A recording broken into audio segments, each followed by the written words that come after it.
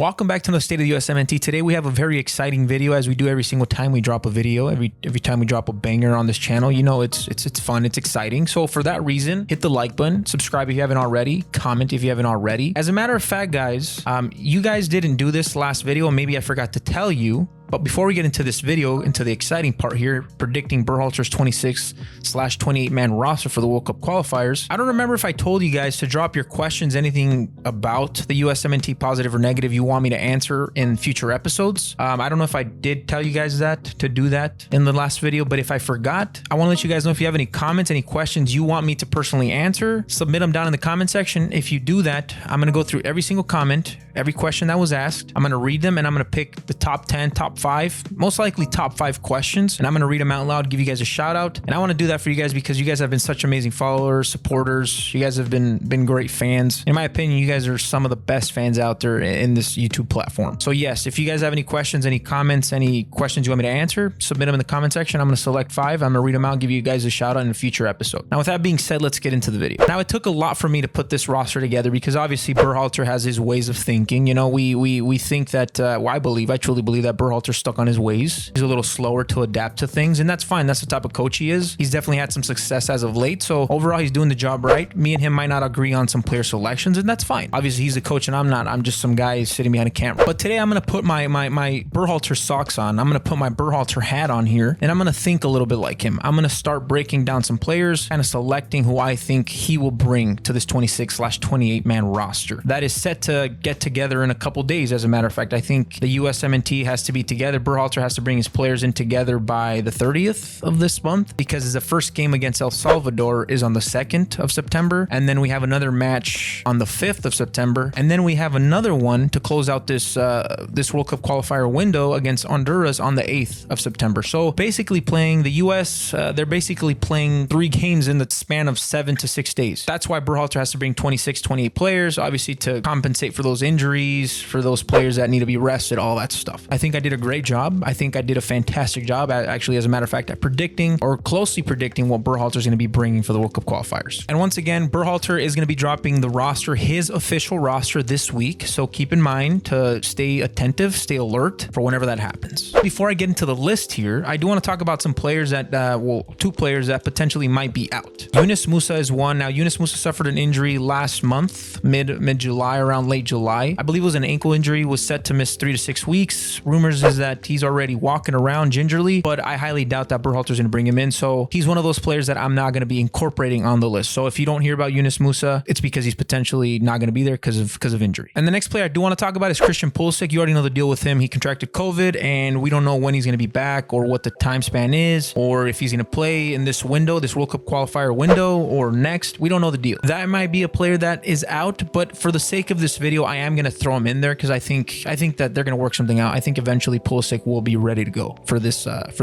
window of the World Cup qualifiers. We're going to start off with the goalkeepers. We're going to start from the back and move our way forward. Berhalter obviously loves to do that, loves to play from the back and move forward. So we're going to do that. We're going to think like Berhalter right off the bat. Now, I'm pretty sure if Berhalter was to think, well, my goalkeepers, who do I have out there? Well, I have Zach Steffen, I have Matt Turner, Ethan Horvath. I mean, obviously they're serviceable goalkeepers. Aside from that, we really don't have much. We had a David Ochoa, but that guy opted out to potentially play for Mexico.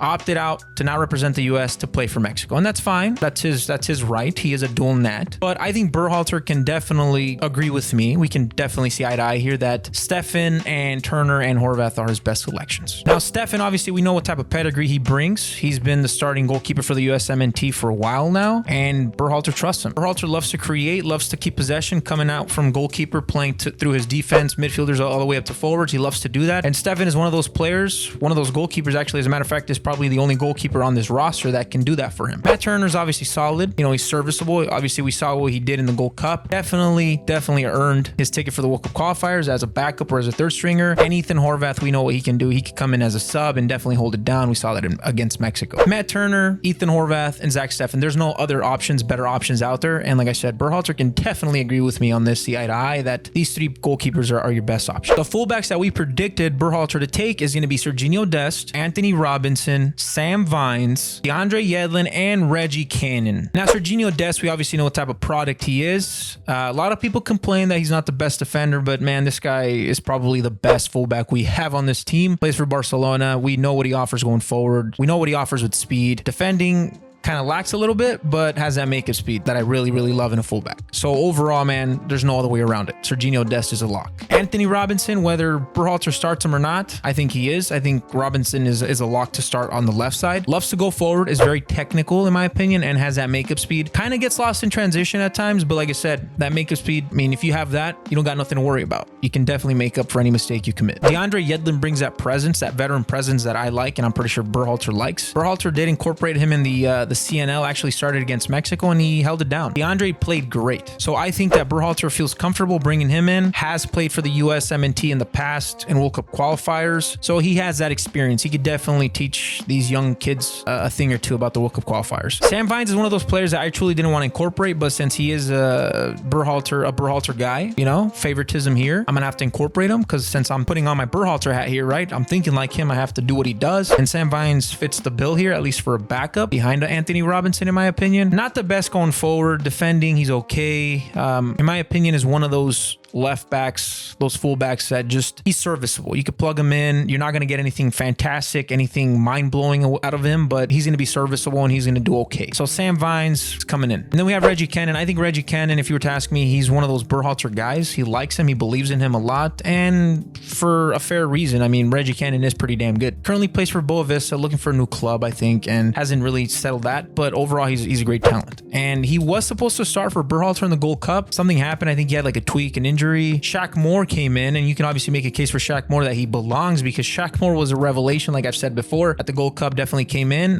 took that position from Reggie Cannon, wrote it, and the rest was history. Reggie Cannon did play eventually, but I think that if it comes down to favoritism, I think Reggie Cannon is going to get the nod over Shaq Moore. Serviceable, played for Berhalter at the CNL, so Berhalter likes him, and I'm pretty sure Berhalter is definitely going to bring Reggie Cannon in. Center back position here is one of the most exciting in my opinion because we still don't know who the center back 2 is. Who is Berhalter going to tag in as a starter along with Brooks? That's the question, and I really want to see if Berhalter is going to make the right decision, right? But for now, let's talk about the center backs. Let's talk about the center backs that Berhalter is going to be taking. Our predictions. I have Brooks, Miles Robinson, let me look at my list here, Chris Richards, Mark McKenzie, and James Sands. John Brooks, I mean, in my opinion, he falls in the same category as DeAndre Yedlin, brings that veteran presence, has been through World Cup qualifying cycles, has been to a World Cup before, so he has that presence. He's been there, done that, and you want that. You want this type of player to groom your center back to whoever that might be, a Miles Robinson or Chris Richards. We're not sure yet. And in my opinion, aside from that, Brooks brings that safety blanket, that feeling of safety when he's back there. I like that about him. Not the best, most technical center back, but can definitely body a guy if he needs to. And he's been our best center back for the past 4 years. So there's no way around it. John Brooks is booked. Miles Robinson had a great Gold Cup. I really like the kid. I'm pretty sure Berhalter likes him too. He's from the MLS, plays at Atlanta United, and was one of those revelations for Berhalter. Not sure if he's going to be tagged as center back 2 here, but he is definitely, in my opinion, going to be incorporated by Berhalter. I think that Berhalter saw enough from him to bring him in and plug him in with the A-team. Chris Richards is one of those players that plays for Bayern. Not really sure what his future is or what his future holds for him, at least in the club level. But there's rumors that he might be making a move to Hoffenheim, permanent deal maybe, or a loan. Or there's another rumor that he might make a move on a loan to Leicester City. Regardless, he might get some playing time, but for now, it's tough because Richards isn't getting that playing time and he's not getting that experience under his belt, and we really want that. But I think that this kid has a higher ceiling, the highest ceiling out of any center back in our center back group, and Berhalter can probably agree with me on that. And you need to incorporate those type of players. He's 2021. He's developing a little bit. He's getting up there in age. You want to bring him in. You want to get him accustomed. You want to get him used to the type of players that he's going to be seeing now and in the future at the USMNT level. So I'd say Berhalter would bring in a Chris Richards to get that experience under his belt at this level. Mark McKenzie is one of those players that I think Berhalter thinks high of. Did play a lot for Berhalter at the CNL, the CONCACAF Nations League playoffs. Played, ironically, at the center back 2 position, starting alongside with John Brooks. So there's some chemistry there. Worst case scenario, we don't have a center back 2 and Berhalter has to just shove in McKenzie there for the game against El Salvador. I think we'll be okay. Like I said, has chemistry with Brooks, has chemistry with Stefan, has chemistry with that starting back line. So I think McKenzie is a solid option here, at least as a back, if not as a starter. James Sands is one of those players that I think Berhalter thinks high of, especially after the Gold Cup. I think he definitely made his presence known in the player pool after that Gold Cup. He looked great, and he definitely showed off his versatility. The guy can play that center back position and can play that holding mid position as well. God forbid we lose a center back, you could plug him in. We won't miss a beat. Guy's very technical, versatile, like I said, and can definitely distribute the ball. Is very cool, calm, and collective. We saw him play at the 6th row as well for Berhalter at the Gold Cup, and he definitely held it down. He was able to create from that 6th row, and I think that's something that Berhalter likes. Something that Berhalter wants from Yule, but he's not going to get from Yule. He's not going to get that creative player out of Yule. In my opinion, I think Sands fits that bill more for Berhalter than a Yule would. We're moving over to the midfielders. We got Adams, we got Weston McKennie, we got Callan Acosta, we got, unfortunately, Sebastian Lletget here, and Julian Green. Tyler Adams, I mean, the guy's a sergeant. The guy keeps everything at bay, everybody in front of him in their positions, everything clean, make sure everything's in order. And then behind him, if there's anything behind him, he cleans it up. Keeps that back line clean. Overall, one of the best holding mids in our team, and there's no way around it. The guy's a lock to start at the holding mid position. Weston McKennie is one of our other best players that we have on this club. I mean, the guy's pretty damn self-explanatory. We know what he's capable of in the defensive aspect of his game, but what I noticed is that, at least what I noticed in his preseason with Juventus so far, is that he's definitely taking those developmental steps to become a more complete midfielder. I saw him create. I saw him be creative, distributing the ball, taking on defenders 1v1. Overall, looked great. So you already know what we're getting in Weston. In my opinion, he's a lock at number 8. Callan Acosta was one of those players that played for Berhalter and is one of those Berhalter guys. Played for Berhalter at the CNL, played against Mexico, overall played great. Played in the Gold Cup for Berhalter, played a lot in the Gold Cup, as a matter of fact. And in my opinion, that's where he cemented his ticket in the World Cup qualifier roster. There's no doubt about it. He's a backup. He's a backup to Tyler Adams at this point. Now, there's two main reasons why I'm incorporating Sebastian Lletget in this roster, guys. Obviously, one is Musah's injured, and two is Lletget is Berhalter's guy. Lletget is Berhalter's man. Aside of a Yule, aside of a Roldan, an Areola Zardes, Lletget is his guy, and he's going to be in this roster, whether I like it or not. And I'll be honest with you, I think Lletget is the 4th best midfielder in this team at best. I think he's behind Adams, behind Weston, and definitely behind Eunice. So, in my opinion, Lletget is a viable option. He's okay. He's one of those Sam Vines type of player. He's okay. He's serviceable as a backup, not as a starter. But if you were to start him with like a Weston McKennie, a Tyler Adams, we did see that at the CNL, in the CNL playoffs and the CNL final. He did okay. He held it down. He did his job. You know, he was serviceable. But if you want Sebastian Lletget to become your creator, your connector, your distributor, your creator of plays in the midfield, that's not going to happen. There's no way in hell that's going to happen, and you know that. And lastly, we got Julian Green. In my opinion, Julian Green has definitely deserved a call-up as of late, has been definitely holding it down, playing pretty damn good ball for his club over there at the Bundesliga 1. I think was called by Berhalter to the CNL squad, eventually didn't make the cut, was called again for the Gold Cup, but didn't want to participate. I think it's time he's reincorporated into this team. He can be that other starting 8, opposite of Weston McKennie, in my opinion. And a lot of you probably don't remember, but Julian Green was actually part of the 2014 World Cup roster. Klinsmann called him in. He was only 18, 19 years old, and he scored a goal in the round of 16, I believe, when we lost against Belgium. He actually had a nice goal. A lot of people probably don't remember, and that's because obviously he's fallen out of contention. He's fallen out of favoritism with Bruce Arena, and obviously now Triple G. But I think it's time. I think it's time Triple G definitely calls in Julian Green, and I think he will do that. The wingers I'm predicting Berhalter to bring to this World Cup qualifier is going to be Gio Reyna. And obviously, you already know how I feel about Gio Reyna. I want that kid to play midfield. That kid needs to be creating. He needs to be the connector. He needs to be the guy that distributes, that sends beautiful through passes to Christian Pulisic, to the Conrads, to the Sargents, Hoppies. I want that kid to play there. And we'll see how long it takes Berhalter to adjust that situation. But for the sake of this video, for the sake of thinking and predicting like Berhalter, Gio Reyna is going to be a winger. Then after that, you got Pulisic, you got Tim Weah, Brandon Aronson, and my surprise here, a lot of people might think he's not ready. A lot of people might say, well, and that's Conrad De La Fuente. I think Berhalter is going to surprise us with this. He's done too much. I think if he doesn't call in a Conrad, he's going to get questioned. People are going to start questioning, saying, why aren't you bringing Conrad? The kid is definitely developing. He's taking strides. He's looking great. I mean, the kid's making debuts for Marseille here and there, notching goals, notching assists, looking like a playmaker, like a true playmaker for Marseille. You have to bring him in. And I think Berhalter is going to see that, and I think he is going to crumble on that pressure, and he's going to bring Conrad. I mean, overall, Conrad's been amazing, and most of you guys can agree with me. I mean, I'm a Conrad lover. I love Conrad. I think he's a great player. I think he's going to develop into a solid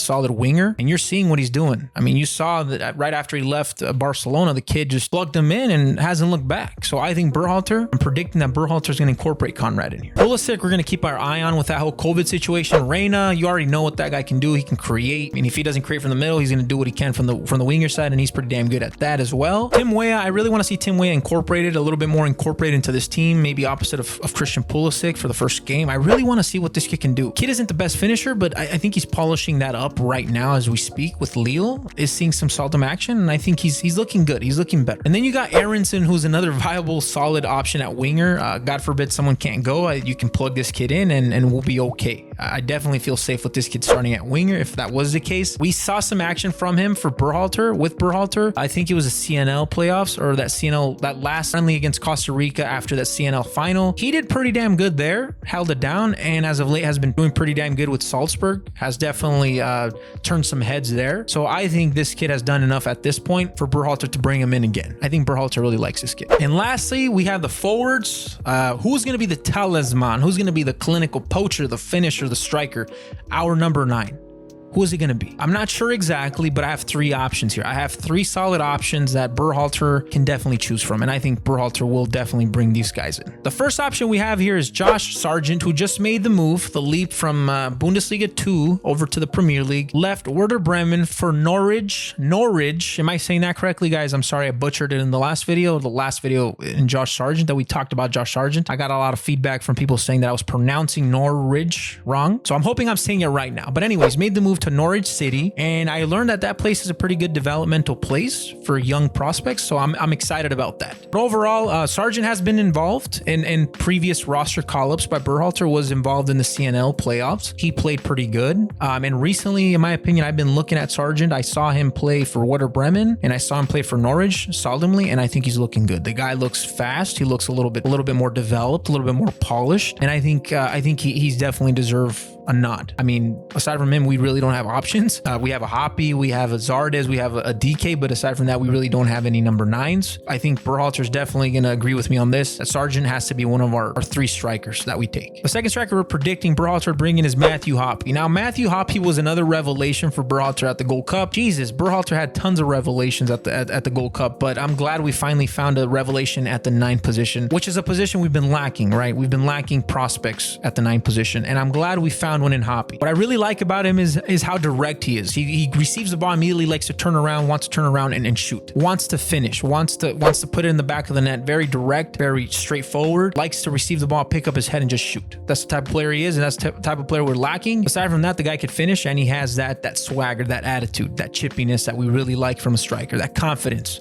We want that, and I think Berhalter is gonna bring that. Mr. Jazzy Zardes, the guy continuously keeps getting called up by Berhalter. I think Berhalter likes him. I think this is one of those Berhalter guys. And don't get me wrong, Zardes, if you plug him in, he's not going to score 3 goals. He's not going to break down your defenders. He's not going to be making those wow plays, but he's going to be running a lot. And what I do like about Zardes is that he's very strong at the point of holding the ball, at the point of receiving the ball and allowing players to get forward. He's really tough at that. He's really strong at that. And I like him. I like him for that. But aside from that, he does bring some clinical finishing here and there. The only reason why I'm incorporating him is because he's a Berhalter guy, and I'm pretty sure Berhalter's going to bring him in as that 3rd striker. And let me just reiterate the roster one last time, just in case you missed anything. Goalkeepers, Zach Steffen, Matt Turner, Ethan Horvath. Fullbacks, Serginho Dest, Anthony Robinson, DeAndre Yedlin, Sam Vines, and Reggie Cannon. Center backs, John Brooks, Miles Robinson, Chris Richards, Mark McKenzie, and James Sands. Midfielders, Adams, McKinney, Acosta, Leggett, and Julian Green. Wingers, Pulisic, Reyna, Conrad, Weah, and Aronson. And lastly, the forwards, Sargent, Hoppy, and Zardes. And as you might expect, Berhalter loves to surprise us. He definitely loves to include a couple players here and there that leaves us scratching our head or leaves us questioning him as a head coach for the USMNT. So I'm going to throw some players in there and I'm going to name some players here that I think are still in the mix to potentially surprise us, to be a surprise inclusion into the World Cup qualifier roster. And as you might guess it, yes, these are some players that Berhalter truly loves. I mean, you can consider these guys Berhalter's guys, basically. Christian Roldan, Walker Zimmerman, Paul Arriola, and Jackson fucking Yule. Those players, guys, yes, as much as it hurts me, as much as it burdens me to say it, to tell you guys, yes, Berhalter might potentially still have some of those players in the mix, might potentially incorporate 1 or 2 of those players, sprinkle them in there, and try to just fucking piss us off. But if that is the case, oh well. Regardless, Triple G, Greg, Berhalter, whatever you want to call him, he has to have this roster ready to roll. This 26, 28, whatever players he brings ready to go. I think Berhalter is doing a great job. I think right now, he's doing a good job. He's doing solid. 2 trophies against Mexico. That's always a win. That always That always buys you time, that's for sure. And yeah, that was my 26-man roster prediction. I didn't put 28 because I'll leave that for Berhalter. He's probably going to, like I said, surprise us. So I just picked 26 players here. Let me know what you guys think. Was my roster kind of spot on? Was it horrible? Was it atrocious? Let me know in the comment section who you would put, who you would incorporate into your 26/28-man roster for the World Cup qualifiers. In my opinion, I think I did a great job. I mean, I think I put my Berhalter hat on pretty tight, put on my Berhalter socks. With all that being said, I hope you guys are truly enjoying our content. If you guys are, hit that like button, subscribe if you haven't already, comment section, share us, follow us on our socials. And if you do all that, guys, you are also potentially in to win a free Pulisic jersey on us. It's going to be announced this week. We're picking the winner already this week. And today is Monday, obviously, so we are going to be announcing the winner on Thursday or Friday. Follow us on Twitter because that's where we're going to be announcing the winner. Aside from that, I hope you guys enjoy these predictions. Let's see what Berhalter does. Let's see if we were wrong or let's see if we were right. See you guys next time.